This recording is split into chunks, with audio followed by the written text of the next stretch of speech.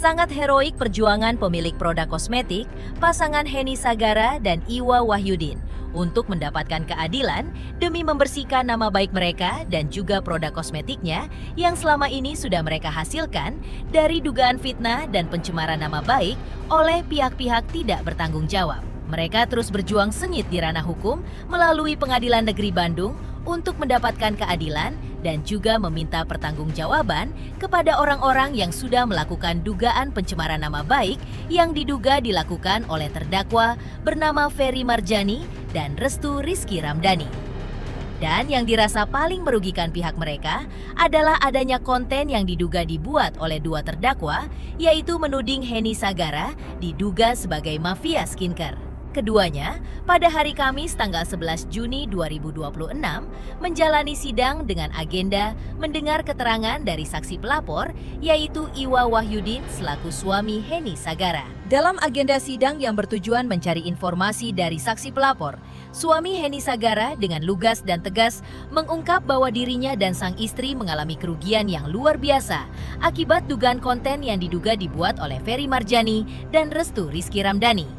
Iwa Wahyudin mengatakan bahwa sejak sang istri mengetahui bahwa ada konten yang diduga mencemarkan nama baik dirinya dan perusahaannya serta produk-produk kosmetik yang diproduksinya yang dalam konten yang diduga dibuat oleh kedua terdakwa menuding produk kosmetik yang dibuat Henny Sagara mengandung bahan berbahaya, maka omset penghasilannya menurun drastis hingga hanya mencapai angka 25% saja.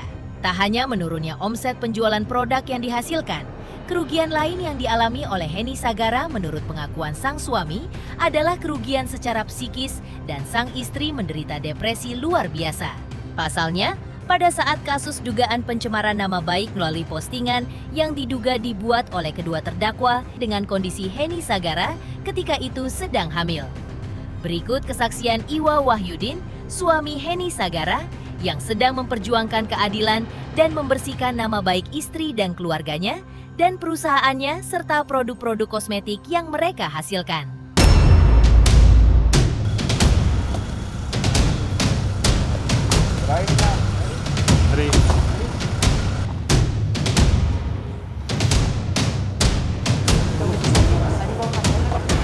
Tidak lain daripada yang sebenarnya.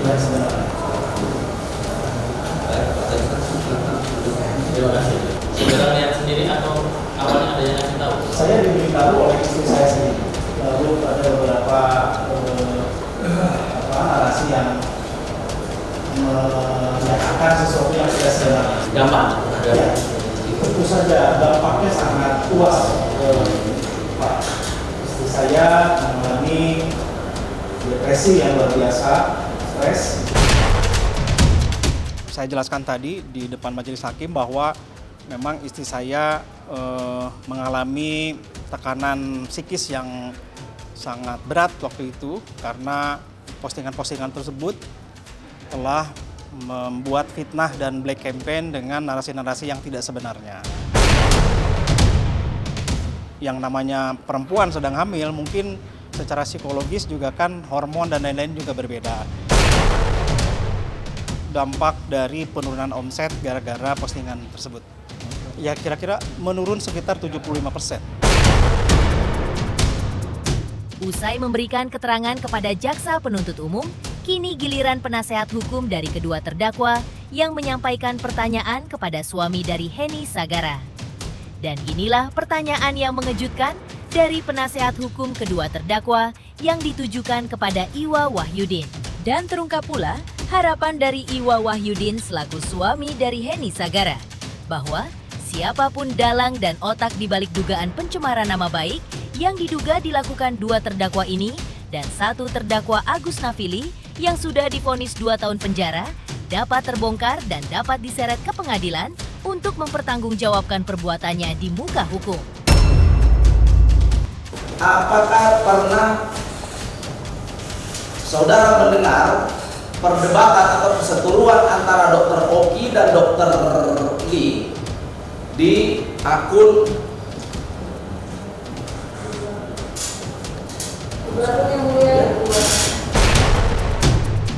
sebenarnya kan saya tidak ingin menyebutkan nama siapapun ya tadi ya. Tidak ingin, saya menahan diri untuk tidak menyebutkan nama siapapun.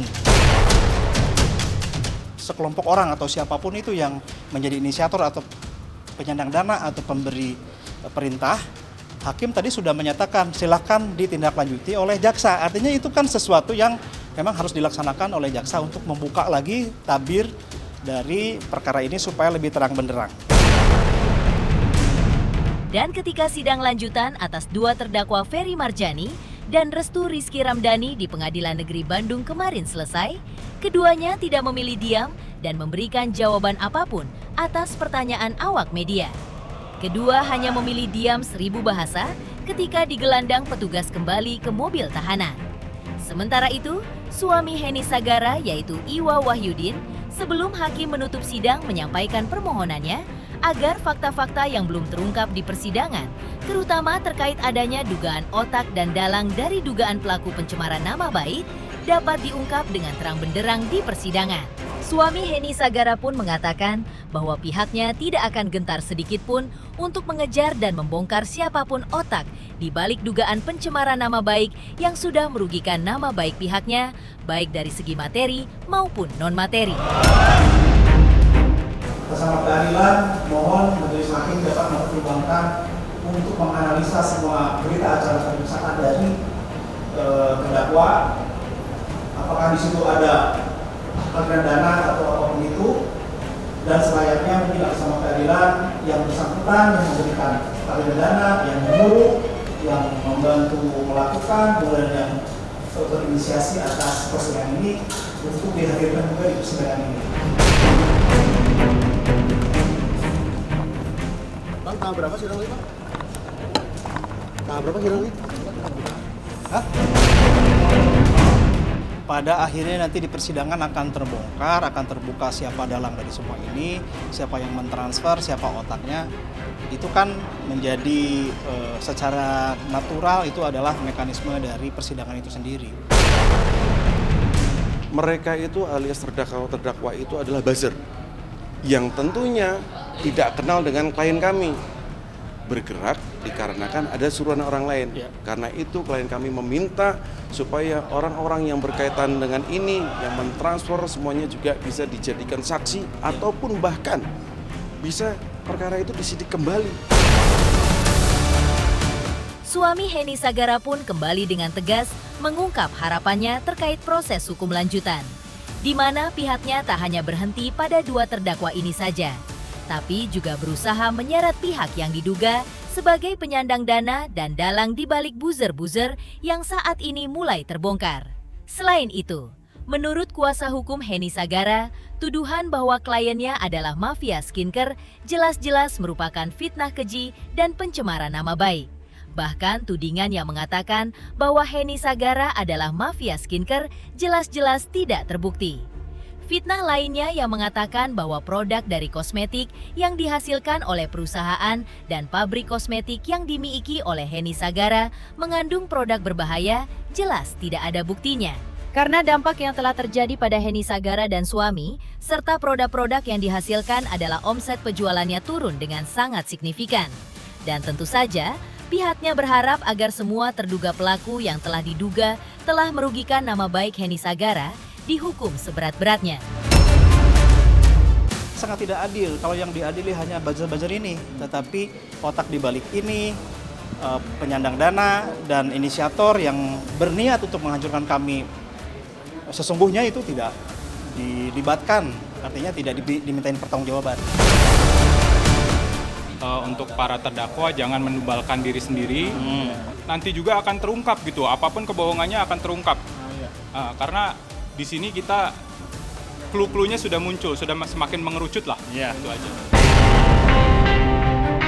Jika kedua terdakwa yaitu Ferry Marjani dan Restu Rizky Ramdhani masih menjalani proses sidang lanjutan, maka terdakwa lainnya yaitu Gus Nafili telah menjalani sidang vonis, di mana Majelis Hakim Pengadilan Negeri Bandung telah menyatakan bahwa Gus Nafili terbukti secara sah dan meyakinkan bersalah dalam hal ini, telah melakukan perbuatan pidana fitnah dan pencemaran nama baik terhadap Heni Sagara.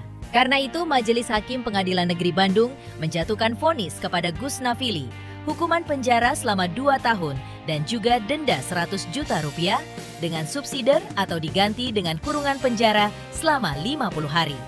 Maka seperti inilah detik-detik terdakwa Gus Nafili divonis oleh Majelis Hakim Pengadilan Negeri Bandung pada tanggal 8 Juni 2026.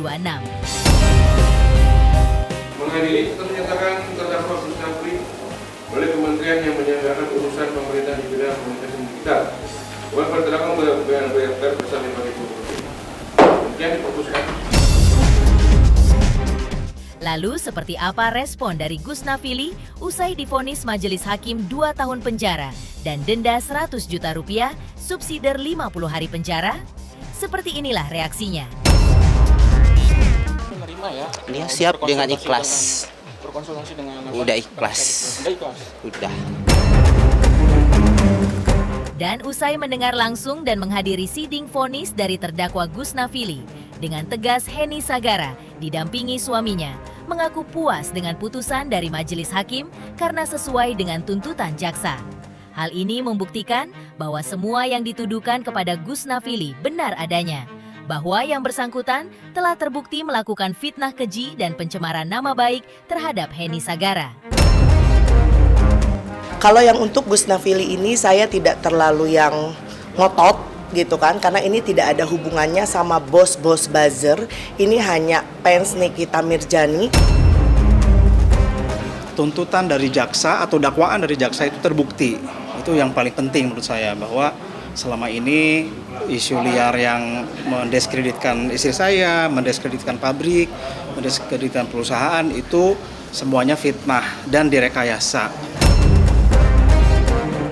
Kami tetap mengapresiasi oleh putusan majelis hakim itu seperti apa, yang mana vonisnya adalah pidana penjara selama 2 tahun ditambah 100 juta subsidiar 50 hari.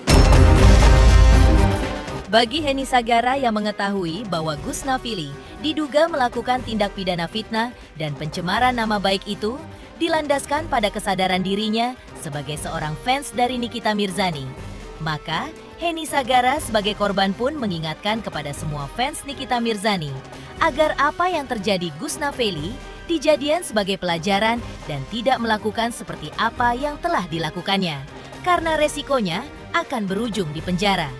Karena apabila melakukan perbuatan fitnah dan pencemaran nama baik seseorang, maka konsekuensinya akan dimintai pertanggungjawabannya di depan hukum.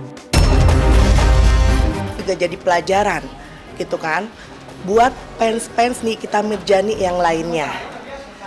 Kalian buktinya tidak ada, ini contohnya Gus Nafili, tidak ada yang membantu kan, tidak ada yang melindungi kalian ketika kalian tersandung. Jangan main-main lagi dengan media sosial. Hukuman itu memang ada ya. Tuntutan dari jaksa memang 2 tahun dan Bapak Hakim barusan juga memberikan vonis juga sama dengan tuntutan jaksa. Kalau kita lihat dari mulai dakwaan, tuntutan, ancamannya itu nggak main-main sampai 12 tahun. Usai Gus Nafili divonis hukuman 2 tahun pidana penjara dan denda 100 juta rupiah pun, Heni Sagara dan suami ditemani kuasa hukum mengungkap kepada publik bahwa pihaknya tidak akan pernah merasa lelah untuk mengejar siapa saja dalang atau otak di balik pelaku pencemaran nama baik dan fitnah yang ditujukan kepada Heni Sagara dan usaha skincare-nya. Bahkan, kuasa hukum Heni Sagara juga mengatakan bahwa pihaknya sudah memiliki bukti-bukti terkait adanya dalang atau otak di balik aksi dugaan pencemaran nama baik dan fitnah yang diduga ditujukan kepada Heni Sagara. Dan otak atau dalang yang dimaksud Heni Sagara adalah diduga bos-bos besar di balik pion buzzer-buzzer yang langsung menyerangnya melalui postingan fitnah di sosial media. Itu kami terus-menerus mengumpulkan semua barang bukti. Jadi walaupun sudah sampai di persidangan, walaupun sudah sampai ditahan, sudah jadi terdakwa, saya tidak akan berhenti. Gitu kan, saya akan terus mencari ini keadilan, membongkar ini semuanya. Karena ini semuanya sangat keji. Bayangkan, semua konten-konten itu sengaja dibuat gitu kan, secara terstruktur, isinya fitnah. Gitu kan, semua produk saya direkayasa kandungannya, hasil laboratoriumnya, bukan hanya produk saja, website juga direkayasa, sampai ada PDP gitu kan, itu kan sangat tidak manusiawi, sangat keji persaingan bisnis di dunia skincare ini. Oke, kalau untuk Kusnafili, saya tidak akan terlalu ngotot karena itu tidak ada hubungan sama bos besar, tapi untuk kasus buzzer yang lainnya itu ada hubungan dengan bos besarnya, itu saya akan ngotot sengotot-ngototnya untuk meminta keadilan. Masih harus kita perjuangkan dan kami memang tidak pernah menyerah sampai dengan bukti-bukti petunjuk yang belum terungkap itu, diantaranya bukti transfer yang sudah terang benderang ada itu dibuka lagi di pengadilan manapun lah, di dalam proses apapun. Jadi kalau misalkan di proses yang sekarang tidak berhasil terungkap, kita akan berjuang terus sampai dengan titik darah penghabisan. Ketika itu sudah tersusun, terkonstruksi dengan rapi, maka kita juga yakin. Kita yakin bahwasanya orang yang menyuruh buzzer itu pasti ketangkep. Kuasa hukum Kusnafili mengatakan bahwa kliennya sudah menyesali perbuatannya karena apa yang telah dilakukannya efeknya sudah sangat merugikan orang lain. Dalam hal ini, Heni Sagara. Selain itu, kuasa hukum Kusnafili juga mengatakan bahwa apa yang dilakukan Kusnafili merupakan pelajaran bagi siapapun, bahwa jika kita melakukan tindakan yang mengandung unsur pidana, maka tentu saja kita akan dimintai pertanggungjawabannya di depan hukum. Karena itu, ketika hendak melakukan sesuatu, jangan sampai merugikan orang lain, agar tidak merugikan diri sendiri, lantaran harus mempertanggungjawabkan perbuatannya di muka hukum. Dari awal sih klien selalu bilang bahwa dia sudah mengikhlaskan semua, dan penyesalan itu dia waktu itu mengatakannya pada saat pledoi lisan sih dia berbicara itu. Ujung-ujungnya di kesimpulannya dia sudah mengikhlaskan apa yang terjadi dan dia akan menjalani, dia menerima intinya. Di dunia zaman sekarang undang-undang UTE ya, kita harus mengkaji ulang lagi. Apa yang kita posting, kita harus izin dulu. Setidaknya kita ada obrolan dulu lah, agar ke depan kemudian harinya tidak ada sanksi hukum terhadap yang postingnya. Itu aja sih.